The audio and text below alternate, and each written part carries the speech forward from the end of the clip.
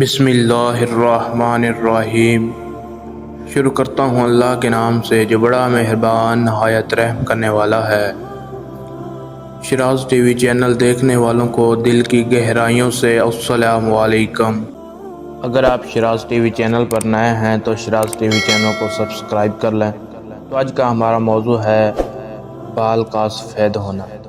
رسول اللہ صلی اللہ علیہ وآلہ وسلم نے فرمایا کہ اپنے بال سفید نہ اکھیڑو، کیونکہ فکنا وہ قیامت کے دن تمہارے لیے نور بن جائیں گے، اور جس کے بال اسلام کے دائرے میں رہتے ہوئے سفید ہو گئے، اس کی ہر سفید بال کے بدلے میں ایک ایک نیکی لکھی جائے گی، اس کا ایک ایک درجہ بلند فرما دیا جائے گا۔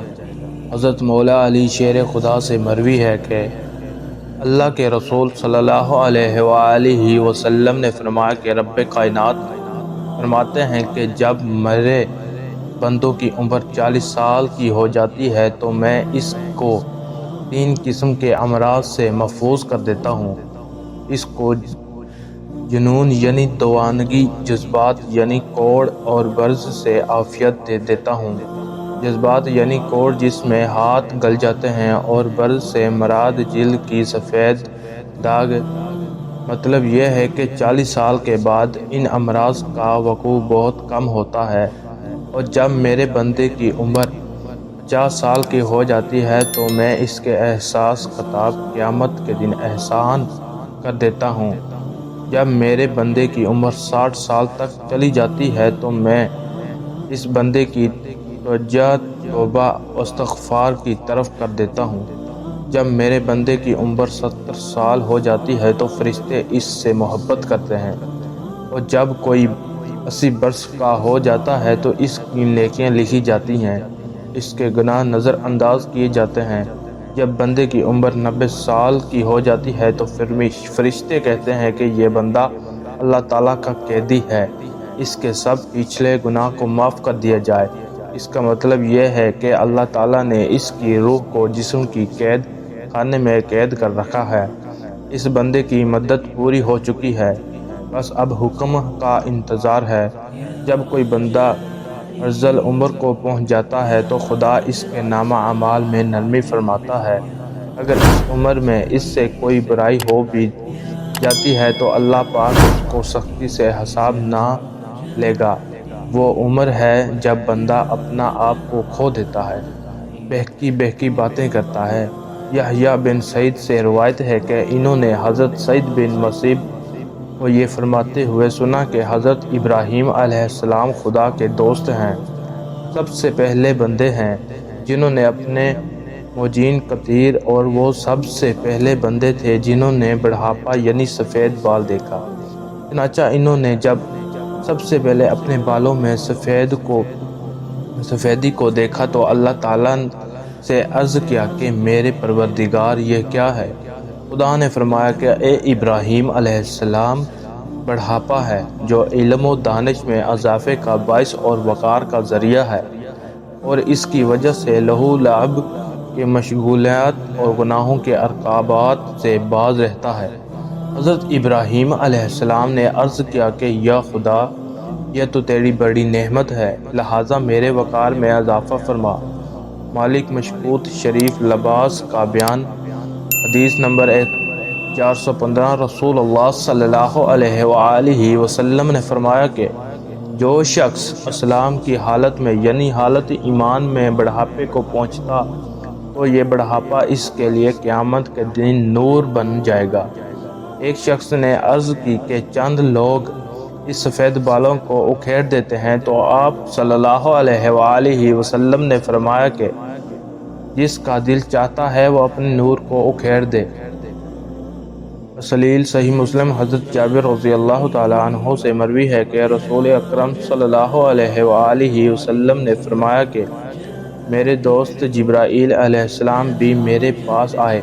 انہوں نے فرمایا کہ قسم ہے اس ذات کی جنہوں نے آپ صلی اللہ علیہ وآلہ وسلم کو حق کے ساتھ بھیجا ہے، ایک نیک اور متقی بندے نے 500 سال تک اللہ تعالیٰ کی عبادت کی۔ وہ ایک پہاڑی جو سمندر کے درمیان تھی، اس کی چوٹی پر عبادت کرتا رہا۔ یہ پہاڑ 3 مربع میل ہے، اس کے چاروں طرف سینکڑوں میل کا سمندر ہے۔ اللہ تعالیٰ کے اس بندے کے لیے پہاڑ کی چوٹی پر پانی پینے کے لیے ایک چشمہ جاری کر دیا تھا۔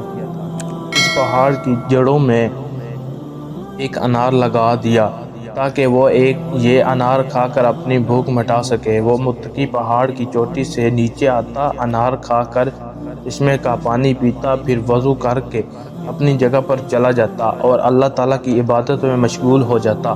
جب اس کی موت کا وقت آیا تو اس نے اللہ تبارک و تعالیٰ میں دعا کی کہ اے اللہ، میں جب بھی مروں تو مجھے سجدے میں موت آئے، میں جب بھی اٹھوں تو مجھے سجدے کی حالت میں آخرت کے دن اٹھایا جائے۔